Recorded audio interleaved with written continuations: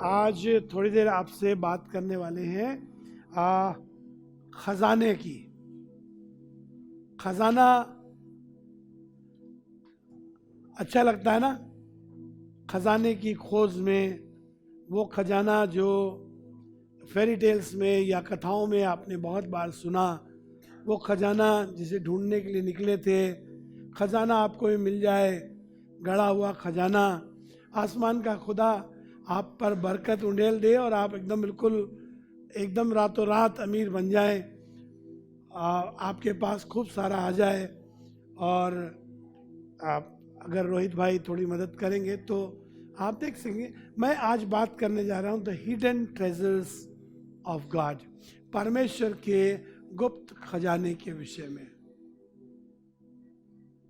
वो खजाना जो खुदा बाप ने मेरे और आपके लिए रखा है, टू ऑब्टेन दैट ट्रेजर। आपको मालूम है, हम लोग कई बार समझ नहीं पाते। हमें लगता है खुदा बाप ने बुलाया है, बस सिर्फ सिंपली बहुत साधारण सी बात है। पर यह साधारण सी बात नहीं है, ये एक बहुत ख़ास बात है कि खुदा ने मुझको और आपको अपनी महिमा, अपने खिदमत और अपने जलाल के लिए बुलाया है। उसने हमको बरकत दी है और इसीलिए रखा है ताकि हम उसके नाम की महिमा कर सकें। मैं चाहता हूँ आज थोड़ी देर खजाने की चर्चा करते करते आपको खुदा के कलाम में उस जगह पर ले चलूँ जहाँ पर यीशु मसीह बातचीत कर रहे थे। अगर आप मेरे साथ मत्ती रचित सुसमाचार का 13वां अध्याय निकालें खोलकर, 13वां अध्याय उसके 44 और 45 पद को अगर आप पढ़ेंगे तो वहाँ कुछ ऐसे लिखा है खजाने के विषय में। ऐसे लिखा हुआ, जी सुनिएगा। स्वर्ग का राज्य खेत में छिपे हुए धन के समान है। The kingdom of God is just like a treasure. परमेश्वर का राज्य कैसा है? परमेश्वर का राज्य एक खजाने की तरह है। सब लोग बोलिए खजाना। आपको मालूम है खजाना कितना इंपॉर्टेंट होता है? मतलब अगर मान लीजिए आपको कॉमन भाषा में आपको एक बात बताऊं तो आपने कभी लॉटरी टिकट्स देखा? यूपी में होता है कि नहीं होता था कभी? अब तो नहीं होता ना, शायद अब नहीं होता।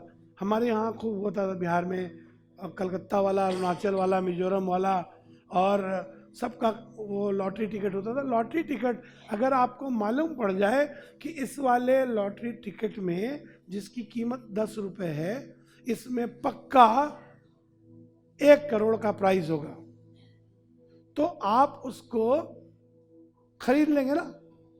कितने में? 10 का मिलेगा तो 10 में, 20 का मिलेगा तो 20 में। अगर वो 5 लाख का भी मिले और हमारे पास हो, हमारी हैसियत हो 5 लाख रुपए कहीं से लाने की, तो हम 5 लाख देके भी 10 रुपए का टिकट खरीद लेंगे, because we know that there is a hidden prize in that. इसके अंदर एक छिपा हुआ धन है जो मुझे मिलेगा और जो 1 करोड़ रुपए का मिल जाएगा। यह बात कर रहा है स्वर्ग का राज्य उस खजाने के समान है। The kingdom of God is just like a treasure. Treasure Hunt करते हैं ना, कई बार वो होता है, गेम खेलते हैं, ट्रेजर हंट होता है, उसमें आप जाकर के ढूंढ रहे होते हैं क्या क्या मिला, क्या मिलेगा, कैसे मिलेगा। वो कह रहा है स्वर्ग का राज्य एक खजाने के समान है। अफसोस की बात ये, कई लोग खजाने में ढूंढते हैं, कुछ लोग खजाने को ढूंढ ही नहीं पा रहे हैं। मतलब उनके पास से वो खजाने के पास तक गए हैं, but they are not been able to find out. कुछ ढूंढ नहीं पा रहे हैं। खजाने के पास पहुंचने के बाद भी उनको कुछ नहीं मिला है। किसी को कुछ मिला है। कोई तो कह रहा है इतना बड़ा खजाना है कि ये जीना मेरे लिए मसीह और मर जाना मेरे लिए लाभ की बात है। किसी को खजाना जीने मरने के बराबर लग रहा है और किसी को खजाने की कोई वैल्यू समझ में नहीं आ रही है। एक आदमी था जिसके बारे में लिखा खुदा कलाम में, वो उदास होकर चला गया क्योंकि वो धनवान था। कोई उदास हो गया है, कोई खजाने के पास तक गया है पर खजाने को पा नहीं पाया। उसको खजाने का भेद बता दिया गया है पर वो खजाना प्राप्त नहीं कर पाया। 13वां आगे पढ़िए, सुनिए जी। जिसे किसी मनुष्य ने पाया, स्वर्ग का राज्य उस खजाने के समान है जिसे किसी मनुष्य ने पाया, हाँ, और छिपा दिया। पाया और फिर उसको छिपा दिया। हाँ, और मारे आनंद के जाकर और खूब खुशी से जाकर अपना सब कुछ बेच दिया अपना सब कुछ क्या किया? बेच दिया। और उस खेत को मोल ले लिया। और जाकर जहां खजाना छिपाया था उस खेत को जाकर को उसने मोल ले लिया, ताकि खजाने को अब क्लेम कर सके, कह सके ये खजाना किसका है? ये मेरा है, क्योंकि मेरे खेत में निकला है, ये मेरे खेत का है। और अपना सब कुछ बेचकर उसने मोल ले लिया। The kingdom of God cannot be received. The treasure of God, the treasure of the kingdom, you cannot receive it until you will sell everything, whatever belongs to you. अगर सब कुछ बेच कर वो खजाना नहीं ले रहे तो खजाना प्राप्त भी नहीं होता। यीशु मसीह इसकी चर्चा कर रहे थे। आगे सुनिए। हाँ, फिर स्वर्ग का राज्य, फिर कहने लगा फिर स्वर्ग का राज्य एक व्यापारी के समान है, एक व्यापारी के समान है, जो अच्छे मोतियों की खोज में था। जो अच्छे मोतियों की खोज में था। जब उसे एक बहुमूल्य मोती मिला, हाँ, तो उसने जाकर अपना सब कुछ बेच डाला। लिखा जब उसको बहुमूल्य मोती मिला तो उसने क्या किया? अपना सब कुछ बेच डाला और उसे मोल ले लिया। और क्या किया? यीशु मसीह जब बात कर रहे हैं तो बात करते वक्त दोनों किस्सों में वो ये कह रहे हैं कि स्वर्ग का राज्य का खजाना प्राप्त करने के लिए कुछ बेचना पड़ा है। दोनों किस्से में बेचना पड़ा है। और बेचना क्या पड़ा है?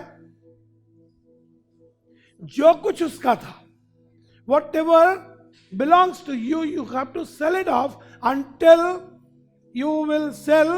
जब तक आप उसे बेचेंगे नहीं तब तक स्वर्ग का राज्य को प्राप्त नहीं कर सकते।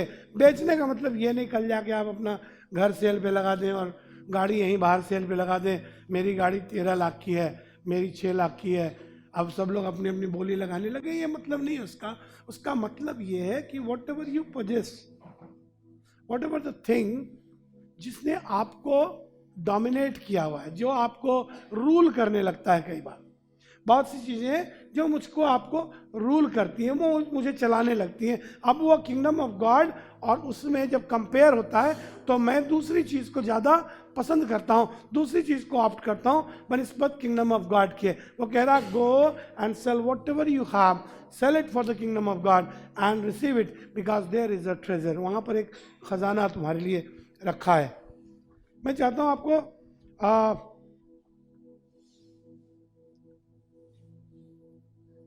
दो एक जगह पर लेकर के चलूं, आपको उससे बरकत मिलेगी, मुझे बरकत मिली है।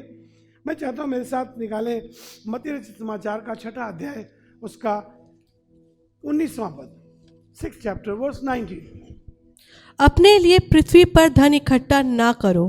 अपने लिए पृथ्वी पर, वो कह रहा था अपने लिए पृथ्वी पर धन इकट्ठा ना करो, जहाँ कीड़ा और काई बिगाड़ते हैं। वो कह रहा है अपने लिए पृथ्वी पर धन इकट्ठा ना करो। हालांकि हम बताते हैं लोगों को कि आपके पास अच्छा है, आप अपना संचय करें, अपना डिपॉजिट करें, अपनी सेव करें, अपनी चीज़ों को बचाएं, सब कुछ करें, विजडम के साथ काम करें। पर वो कह रहा है अपने लिए धन इकट्ठा पृथ्वी पर मत करो जहाँ कीड़ा और काई बिगाड़ते हैं, कीड़ा और काई बिगाड़ते हैं, और जहाँ चोर सेंध लगाते, और जहाँ चोर सेंध लगाते और चुराते हैं। परंतु अपने लिए स्वर्ग में धन इकट्ठा करो। परंतु अपने लिए कंपैरिजन क्या है? वो कह रहा don't just deposit money, save things over here. अपने लिए दुनिया में ट्रेजर्स मत बनाओ। पर वो कह रहा है जो वो वाले ट्रेजर्स जो दुनिया में हैं उससे वो चोर बिगाड़ सकते हैं, उसमें सेंग लग सकता है, उसमें कीड़ा लग सकता है, वो खराब हो सकता है। पर वो कह रहा पर अपने लिए स्वर्ग में धन इकट्ठा करो, जहाँ ना तो कीड़ा और ना काई बिगाड़ते हैं, और जहाँ चोर ना सेंध लगाते, हाँ, और ना चुराते हैं। जहाँ चोर ना सेंग लगाते ना चुराते हैं। क्यों कह रहा है ये? इसका कारण क्या है? कहने का कारण ये है, अगली आयत में बड़ी क्लियरली लिखा है, सुनिएगा। क्योंकि जहाँ तेरा धन है, कहने लगा क्योंकि जहाँ तेरा धन है वहाँ तेरा मन भी लगा रहेगा। तेरा मन भी लगा रहेगा। तो तेरा मन, उसका मकसद सिर्फ ये है, because there is a treasure, खजाना आसमान में है, और आसमान में अगर मन लगाना है तो अपने लिए आसमान में चीजें जमा करना शुरू करो। कैसे जमा होती हैं आसमान में चीजें? क्या तरीका है कि मैं आसमान में धन जमा करूं और वहां पर मेरा बिल्कुल प्रोटेक्टेड रहे, सेफ रहे? अगर आपको याद हो, प्रकाशित वाक्य की पुस्तक में जब वो बात कर रहा था तो कह रहा था, मैं वहां पर तुम्हारा नाम जिंदगी की पुस्तक में से किसी रीति से नहीं काटूंगा। कोई तरीका है खुदा के कलाम में, वो कह रहा है वहां कोई बिगाड़ेगा नहीं। Once your name is registered there, once your deposit went there, एक बार आपका डिपॉजिट वहां पहुंच गया तो वहां से कटेगा नहीं। पर मैं क्या करूं, कैसे डिपॉजिट करूं? क्या तरीका है मेरा कि मैं वहां डिपॉजिट करूं? लेट मी टेल यू, पैसा यहां बैंक में जाता है, वहां बैंक में नहीं जाता। यहां पर आप प्रॉपर्टी खरीद करके उसकी रजिस्ट्री कराते हैं, वहां प्रॉपर्टी खरीद कर रजिस्ट्री नहीं होती, पर वहां की रजिस्ट्री डिफरेंट है, वहां का डिपॉजिट डिफरेंट है। वहां के डिपॉजिट होते हैं इन करेंसीज में। करेंसीज बताऊं आपको, वहाँ के डिपॉजिट में आपने 2 आत्मा बचाई है, 2 souls डिपॉजिटेड देयर, 2 आत्मा वहाँ बच गई है। आपने परमेश्वर की आराधना की है, आराधना में समय, आज आपने ये जो आराधना में जमा हो गए, ये वहाँ डिपॉजिट हो गया, आज ये आकर के वहाँ डिपॉजिट हो गया। अब वहाँ पर आपका अकाउंट खुला है। आप पहले दिन चर्च आए थे, आपका अकाउंट खुला है, फिर आप रेगुलर आ रहे हैं, आपके अकाउंट में धड़ाधड़ डिपॉजिट हो रहा है, उस पर आपको इंटरेस्ट प्राप्त होता जा रहा है। आप जाते हैं किसी के लिए दुआ करते हैं, आपका अकाउंट डिपॉजिट हो रहा है, आपका अकाउंट का बैलेंस बढ़ता जा रहा है। आप कुछ अच्छा काम कर रहे हैं, आपने किसी गरीब की मदद की है, आपका डिपॉजिट और बढ़ गया है, थोड़ा और इंटरेस्ट बढ़ गया आपका, अब आप अमीर होते जा रहे हैं धीमे धीमे। कहाँ? आसमान की बादशाहत में। ये वहाँ डिपॉजिट करने का तरीका है। वहाँ वो बता रहा है, जहाँ तेरा धन होगा फिर तेरा मन कहाँ लगेगा? वहीं लगेगा। अगर आपने किंगडम ऑफ गॉड में डिपॉजिट किया है तो लेट मी टेल यू, आपका दिल किंगडम ऑफ गॉड में लगा रहे। कैसे करें? कैसे किसी आदमी को परमेश्वर के पास ले आए? क्या करें? अब क्या कह दें और क्या ना कहें? कई बार हमको मालूम नहीं होता, हमारी बात, हमारी बोली, जब आप धीमे धीमे करके बड़े हो जाते हैं ना, जैसे जैसे मैच्योरिटी पे जाते हैं आप, जब आप मैच्योर होने लगते हैं तो आप कई बार कई चीज़ों को चुप करके रह जाते हैं। कारण यह है कि आप खोना नहीं चाहते। ये आपके बड़े होने की पहचान है। पर जब आप छोटे होते हैं तो आप कुछ भी बोलते हैं, आपको कोई कंट्रोल नहीं होता, आपको कुछ नहीं पता होता, आप लूज करने में भी कोई दिक्कत नहीं होती आपको। जब आप जैसे मेरे वाले एज में आकर के आप जॉब बदलने की नहीं सोचते ना, आप एक लेवल पे आके जॉब चेंज नहीं करना मांगते। अगर करने का मन भी करे तो आप नहीं करते। क्यों? क्योंकि अब आप मैच्योर हो गए हैं, आपको लगता है चलो यार ठीक है, बॉस ने कुछ बोला है, सह लो, झंझट खत्म करो, जाने दो, कोई बात नहीं, एडजस्ट कर लेते हैं। Because you don't want to lose. रिश्तों में आपने बहुत बार सुना होगा, वो जो फेसबुक, व्हाट्सएप, इधर उधर सब कुछ खूब आता रहता है, उसमें कहते हैं हम सह लेते हैं इसलिए नहीं क्योंकि हमको बोलना नहीं आता, हम सह लेते हैं इसलिए क्योंकि हमको रिश्तों की कदर है, हम आपको खोना नहीं चाहते। ऐसा लोग, हम अपनी बात नहीं कह रहे, हम वो वाला कोट कह रहे हैं जो कोट कई बार पढ़ा है ना। आप ये ना सोचिए कि हम अपनी बात बताएं, हम हालांकि हम इसको फॉलो करते हैं। पर तब आप आसमान के खजाने में सब कुछ डिपॉजिट कर रहे होते हैं और आप अपने खजाने से कुछ निकालते नहीं हैं। जब आप कुछ गड़बड़ बोलते हैं तो निकाल लेते हैं, आप उसमें से डिपॉजिट विड्रॉ करते हैं। वो कह रहा है जहाँ तेरा धन है वहाँ तेरा मन लगा रहेगा, क्योंकि तू उसके लिए डिपॉजिट कर रहा है। कैसे मेहनत करके परमेश्वर के पास आ रहे हैं, ये बहुत इंपॉर्टेंट है मेरे आपके लिए। यूहन्ना रचित समाचार निकालिए, यूहन्ना रचित समाचार उसका 6वां अध्याय, यूहन्ना रचित समाचार उसका 6वां अध्याय। हम कल भी इसकी चर्चा कर रहे थे और इसके बारे में पढ़ें तो यहाँ से लिखा हुआ है, ये यीशु मसीह यहाँ से, यीशु मसीह के पास से कुछ चेले नाराज हो गए। ये वाली आयत हमको बहुत तसल्ली देती है कि यीशु मसीह से लोग नाराज हो गए। मतलब मुझे लगता है यार हम अकेले ही नहीं है, यीशु मसीह तक से लोग नाराज हो जाते थे। बुरा यीशु मसीह की बात का आपको मालूम है, इस किस्से में यीशु मसीह की बात का बुरा मान गए थे लोग। यीशु मसीह का एक चर्च था, इस चर्च में 72 डिसाइपल्स थे। 72 में से 60 एक दिन में फैसला कर लिया हम छोड़ देंगे यीशु मसीह को।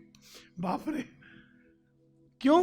क्योंकि यीशु मसीह ने कहा था मेरा मांस खाने की चीज और मेरा लहू पीने की चीज। वो कहने लगे ये क्या सिखा रहा है हमको, ये तो गलत डॉक्ट्रिन बता रहा है, तो गलत शिक्षा दे रहा है, ये हजम नहीं होने आ रही है। छोड़कर चले गए। जब छोड़कर चले गए 60 लोग, तो यीशु मसीह ने पतरस से पूछा, पतरस से कहा, पतरस क्या तुम भी जाना चाहते हो? तो पतरस ने जवाब दिया। उसका जवाब बहुत अच्छा है, आपको याद भी है। पतरस ने ऐसे कहा था, पतरस ने उससे कहा, हे प्रभु हम कहाँ जाएं? Where is the place where I should go? Because जिंदगी की बात जो है, जिंदगी की बात सिर्फ तेरे पास है। You have the eternal life. The world cannot give you eternal life. You can go through the doctrine, but doctrine will never give you eternal life. You can go to the right and wrong. आप सही और गलत के पास जा सकते हैं, पर सही और गलत आपको अनंत जीवन नहीं देता है। अनंत जीवन आपको सिर्फ और सिर्फ यीशु मसीह देता है। मेरे कपड़े, मेरे तौर तरीके, मेरे रीति रिवाज मुझे अनंत जीवन नहीं दे सकते, उद्धार भी नहीं दे सकते। उद्धार देने की सामर्थ्य सिर्फ एक के पास है और ये यीशु मसीह है। पतरस को ये बात समझ में आ गई थी 6 अध्याय में ही। अभी तो शुरुआत ही है मिनिस्ट्री की, पर पतरस को समझ में आ गया है, इसलिए उसने कहा हम तुझको छोड़ कहाँ जाए, तुझे छोड़ के जाऊं कहाँ, तू है तो मैं हूँ यहाँ, तुझे छोड़ कर जाऊं कहाँ, तू है तो मैं हूँ यहाँ। अब ये लम्हा जरा थम जाए यहाँ, तेरे मेरे दरमियाँ। अब ये लम्हा जरा थम जाए यहाँ, तेरे। मारो गोली व्हाट्सएप को, मारो गोली फेसबुक को, मारो गोली सोशल मीडिया को, मारो गोली XYZ को, मारो गोली इंस्टाग्राम को। खुदा बाप हो और आप हो, बस काफी है। वो कहने लगा जिंदगी की बात तो खुदा बाप। तुम सुबह उठ करके आंख मीचे मीचे ही, अभी चश्मा भी नहीं लगा, पहले फोन पे हाथ लगा, फिर ऐसे उठा के देखने की कोशिश की, नहीं देख पाए तो फिर चश्मा लगाया, अब कुछ दिखने लगा थोड़ा थोड़ा। आंख भी ठीक से नहीं खुली है, वो क्या बोलते हैं आई शेफाली कहाँ है? शेफाली है ना? क्या होता है आंख में, क्या होता है? आई बॉल है, ऐसे ऐसे पूरा ओपन होता है। डाइल्यूट है क्या? डायलेट। अच्छा भाई डायलेट, अभी आंख डायलेट भी नहीं हुआ ठीक से कायदे से, थोड़ी बहुत रोशनी पड़े तो आंख खुल जाती है ऐसे करके। अभी खुला भी नहीं था, आंख देखने लगे इसको ऐसे। इसमें जिंदगी की बात नहीं है गुरुजी, इसमें कुछ नहीं है, ये खजाना नहीं है। अगर खजाना कहीं है, काश कि मेरी जिंदगी में ये होता कि आंख खुलते ही बगल में हाथ लगता, बाइबल आ जाती, और बाइबल खुलती हाथ में आते ही खोल करके आंख मिचमिचा करके ऐसे पढ़ना शुरू करते। यूहन्ना 5 अध्याय 5 खुला, 5 फिर 5 पढ़ने लगते। काश कि ऐसा होता, क्योंकि जिंदगी का खजाना तो यहाँ है। The treasure does not belongs to your phone. It's not there on social media. It's not there with Fupo. फुप्पो के पास नहीं है, चाची के पास भी नहीं, मामू के पास भी नहीं है। या मामू एक दिन निकल लेंगे अपना रास्ता बना करके और मामू आपको बुद्धू बना जाएंगे, वो कुछ नहीं करेंगे। जिंदगी की बात तो खुदा बाप के पास, इसका खजाना वो पतरस कह रहा था, हम तुझको छोड़ करके कहां जाए, जिंदगी की बात तेरे पास है। मैं चाहता हूं मेरे साथ एक आयत और निकाल कर पढ़िए, 2 तीमुथियुस उसका पहला अध्याय, उसके 6 पद से आगे पढ़िए जी। इसी कारण हाँ, मैं तुझे सुधि दिलाता हूँ हाँ, कि तू परमेश्वर के उस वरदान को जो मेरे हाथ रखने के द्वारा तुझे मिला है।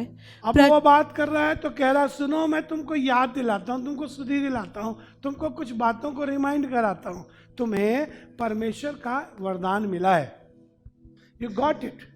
क्या वरदान मिला है मालूम आपको? वो तो हाथ रखने की बात कर रहा है, पर मैं आपको बताऊं, यू रिसीव द वर्ड। आपको यीशु मसीह मिला है। कहिए मुझे यीशु मिला है। मुझे यीशु मिला। कितने लोगों को यीशु मिला है? मिला ना आपको यीशु? यीशु मसीह जो मिला है, अब ऐसे पढ़िए इसको। हाँ, इसी कारण मैं तुझे सुधि दिलाता हूँ कि तू परमेश्वर के उस वरदान को जो मेरे हाथ रखने के द्वारा तुझे मिला है प्रज्वलित कर दे। अभी तो ज्यादा हो गया, हमारे लिए तो ठीक है, पर आपके लिए ज्यादा हो गया। कि उसको क्या कर, उसे लिखा है, दूसरे वर्जन में लिखा, उसे चमका। आगे पढ़िए। क्योंकि परमेश्वर ने हमें भय की नहीं, पर सामर्थ और प्रेम और संयम की आत्मा दी है। को खुदा बाप ने दिया जो आपको है, जिसकी चर्चा कर रहा है, जो ट्रेजर है, एक्चुअली वो ट्रेजर परमेश्वर की तरफ से आपको जो मिला है, that is not the fear, that is the love, that is the power. आगे सुनिए। इसलिए हमारे प्रभु की गवाही से और मुझसे जो उसका कैदी हूँ लज्जित ना हो, पर उस परमेश्वर की सामर्थ के अनुसार सुसमाचार के लिए मेरे साथ दुख उठा। अब वो क्या कह रहा है मालूम है आपको? कह रहा है सुसमाचार के लिए क्या कर, मतलब ऐसे समझिए कि पादरी पौलुस कह रहे हैं तीमुथियुस को चिट्ठी लिखिए कि एक काम कर, मेरे साथ दुख उठा।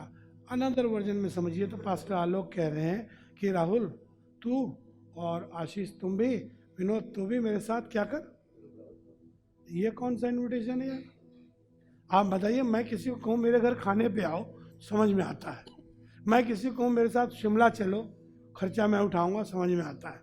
मैं किसी से कहूँ एक काम करो, मेरे साथ सुसमाचार के लिए दुख उठाओ, कहे ऐसा, हेलो आप पादरी हो, आपका काम है। हम आपको बताएं, हमने शुरू में जब गाजियाबाद आए थे, पहले ही साल में हमने चर्च सर्विस हो रही थी, वहाँ पर ओपन में होती थी, तो हमने एक अंकल थे, हमने कहा अंकल फलाने के साथ दुआ करेंगे। तो अंकल पहले मान लीजिए बिल्कुल पीछे बैठे थे, वहाँ खड़े हुए अपनी आस्तीन के बटन खोले ऐसे, फिर उसके बाद आस्तीन मोड़ते हुए ऐसे ऐसे वहाँ से धीमे धीमे चले ऐसे। हमको लगा पता नहीं मारे वाले तो नहीं। यहाँ तक आए, आकर के माइक पकड़ करके दुआ। एक ही माइक हुआ करता था उस ज़माने में, 1 या 2 माइक था। आए, खड़े हुए, माइक पकड़ा, दुआ करी। सस्ते शार्प रही होंगी शायद उस ज़माने में। आए, खड़े हुए, दुआ करी उन्होंने, और दुआ करने के बाद हमको किनारे ले जाकर डांटा, कहने लगे ऐसा है पादरी आप हैं, ये आपका काम है दुआ करने का, हमको ऐसे बुला लिया आपने, पहले बताना चाहिए था, हम तैयारी करके आते। तो उसके बाद बहुत दिन तक हमने डर के मारे किसी से नहीं कहा कि भैया आप दुआ करने आ जाइए, ऐसा डर छा गया था। वो क्या हो रहा है? कह रहा है मेरे साथ दुख उठा, चल मेरे साथ दुख उठा, सुसमाचार की खातिर मेरे साथ दुख उठा। आगे। हाँ, जिसने हमारा उद्धार किया, और पवित्र बुलाहट से बुलाया, और यह हमारे कामों के अनुसार नहीं, और ये हमारे कामों के अनुसार नहीं है, पर उसके उद्देश्य और उस अनुग्रह के अनुसार है जो मसीह यीशु में सनातन से हम पर हुआ है।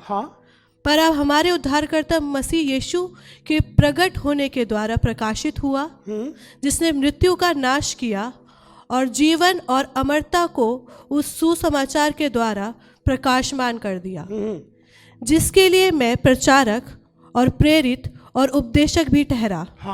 इस कारण मैं इन दुखों को भी उठाता हूँ। वो कह रहा मैं इसलिए इन दुखों को उठाता हूँ और लजाता नहीं हूँ।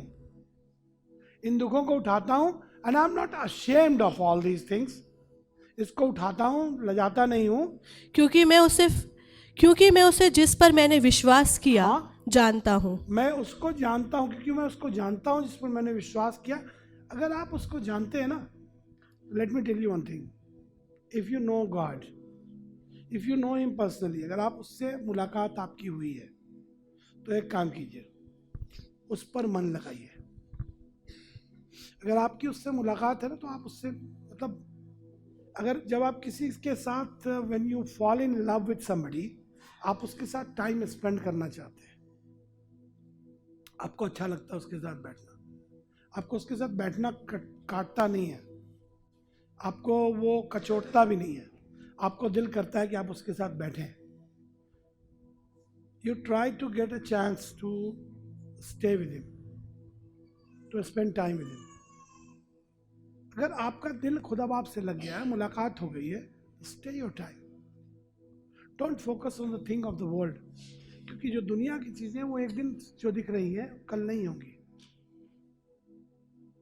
कल ही तो हम परसों याद कर रहे थे, हमको एकदम झटके से याद आया कि मैं 57 का नहीं हूँ, बहुत दिन से 57 चल रहा है मेरा। हाँ, मतलब कल याद आया मैं 57 का नहीं हूँ, परसों मैंने कहा मैं 59 का होने वाला हूँ यार। तो मुझे पता नहीं कैसे याद ही नहीं था। वो तो टिकट करा रहे थे, भला और टिकट कराने का, टिकट कराया तो हमने ईयर जोड़ में लिए,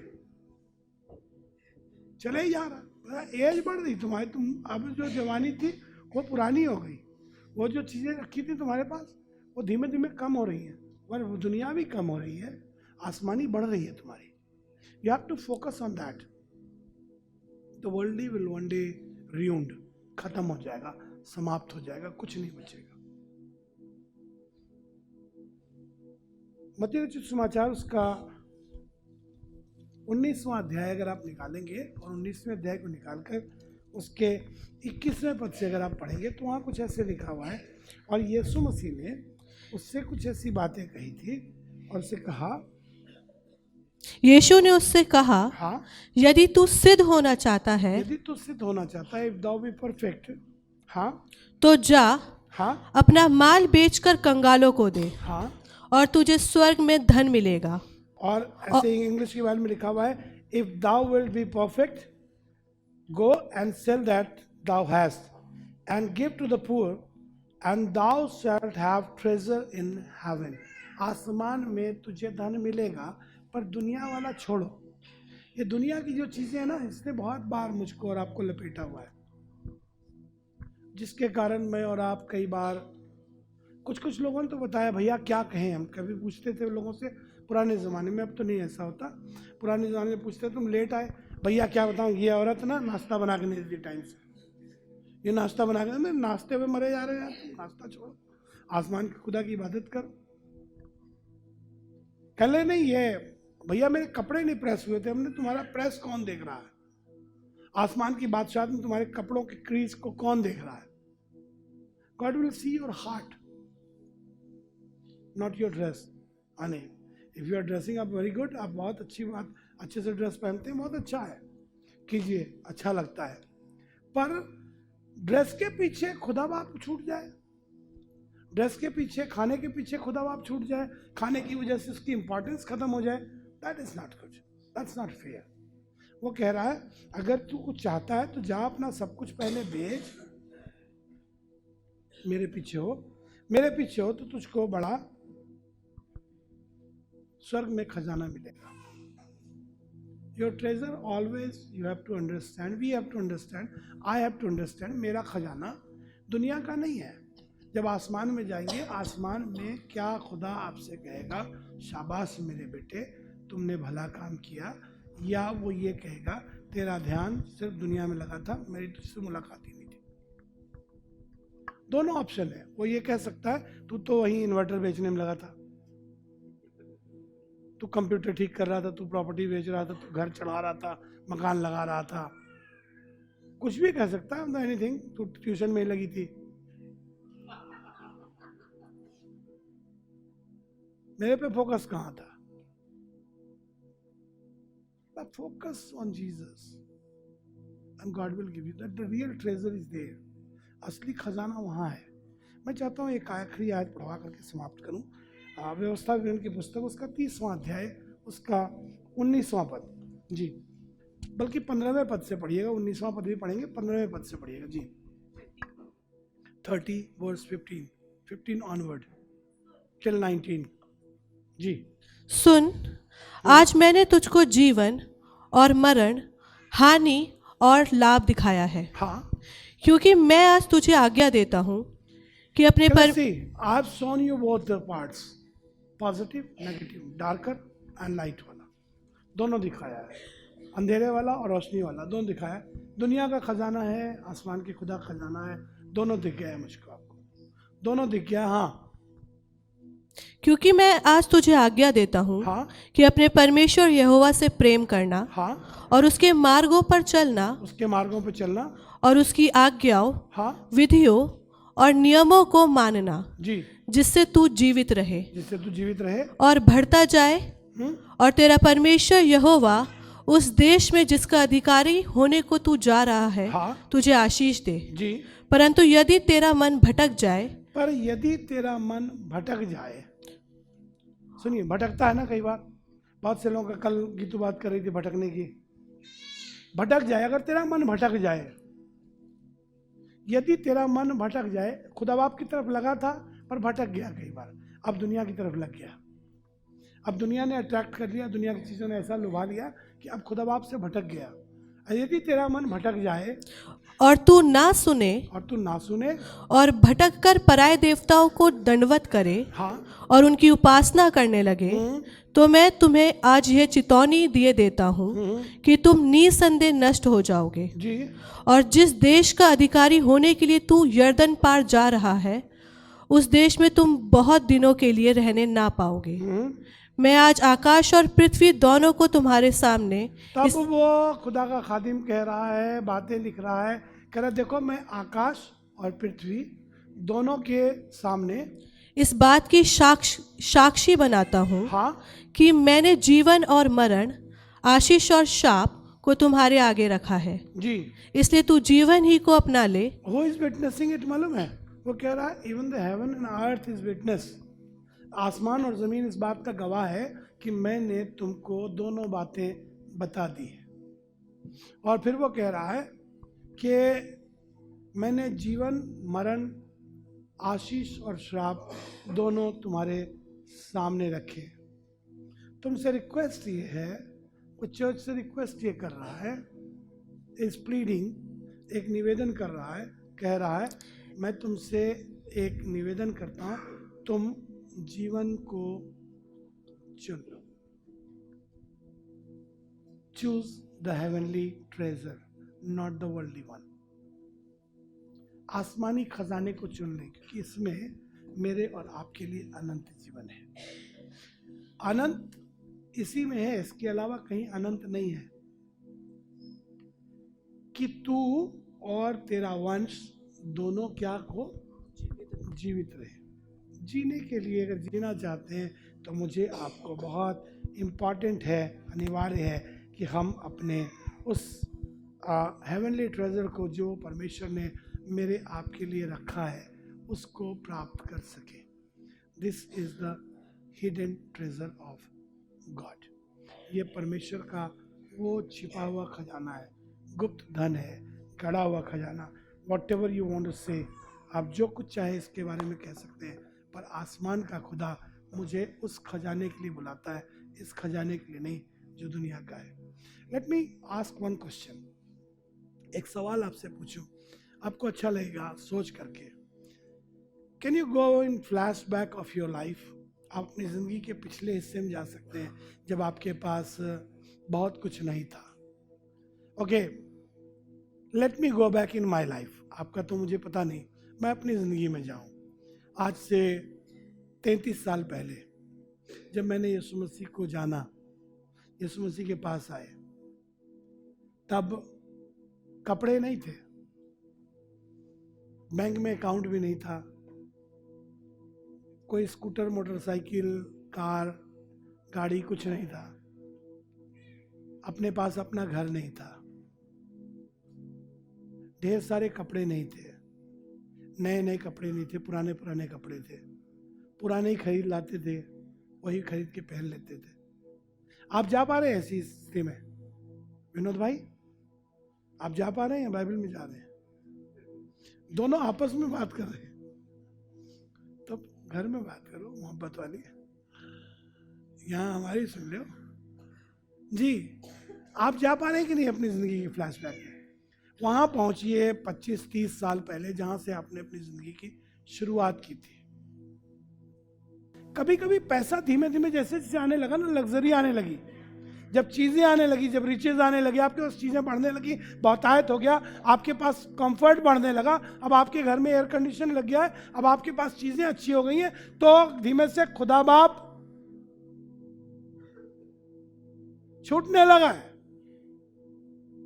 Whatever you have right now, it is just because of Jesus. जो आपके पास आज है वो खुदावंद यीशु मसीह की बदौलत है, वो था इसलिए है। ये छूट जाएगा तो आगे जो है वो नहीं रहेगा।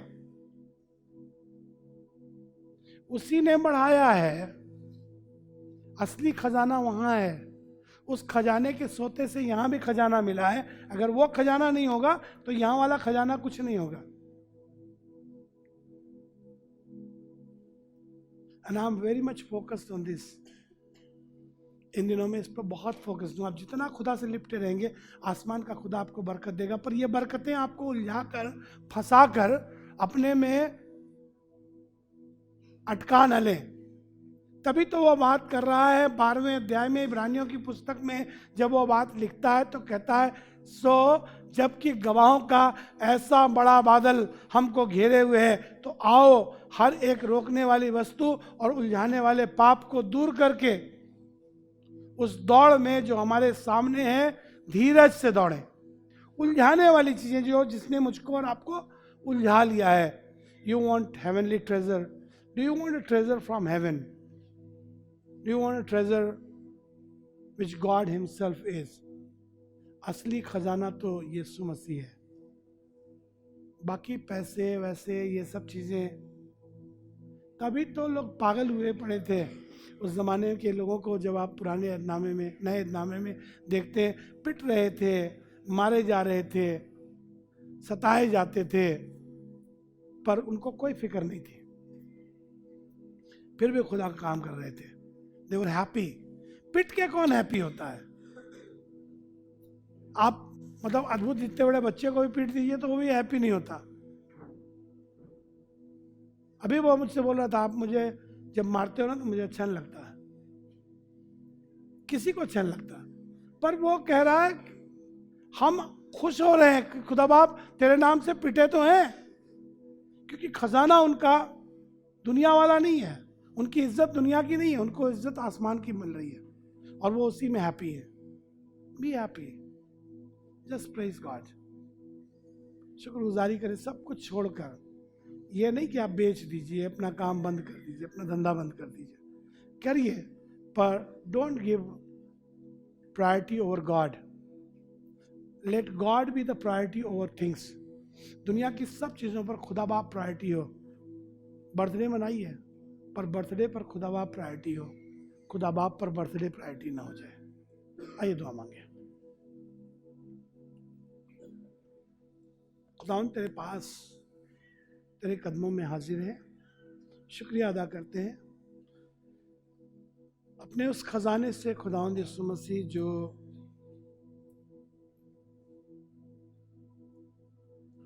तू दिया चाहता है, जो आसमान की बादशाहत का है, जिसके बारे में तूने कहा स्वर्ग का राज्य एक अनमोल मोती और उस बहुमूल्य खजाने के समान है। होने दे खुदावंद हम में से हर एक स्वर्ग के राज्य के कीमत को समझ सके और खुदावंद आसमान की बादशाहत के लिए अपना सब कुछ बेचकर, अपना ईगो, अपना स्टेटस, अपना मैं, अपना बिजी स्केड्यूल सब कुछ छोड़कर खुदावंद आसमान की बादशाहत ले ले, ताकि एक दिन बड़े आदर के साथ तेरे राज्य में प्रवेश करें और तेरी महिमा का कारण बने। एक एक की मदद कर खुदावंद, सबको तेरे हाथों में सौंप दे, आशीष दे। यीशु मसीह के नाम से मांगते हैं, आमीन।